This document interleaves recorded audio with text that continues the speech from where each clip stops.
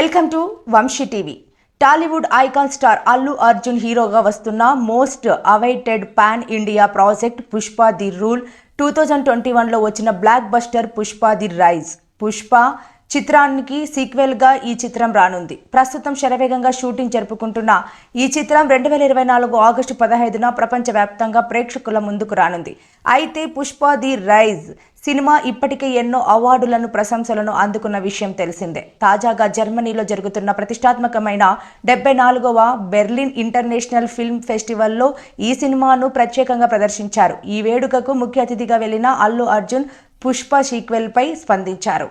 ఈ చిత్ర ప్రదర్శన అనంతరం అల్లు అర్జున్ మాట్లాడుతూ, హాలీవుడ్ ప్రేక్షకుల పుష్ప 2 చిత్రాన్ని ఎలా ఆదరిస్తారో చూడాలనుకుంటున్నా. ఎందుకంటే ఇక్కడి వారు ఎలాంటి సినిమాలు చూస్తారో, వారి ఆలోచనలు ఎలా ఉంటాయో అర్థం చేసుకోవాలి.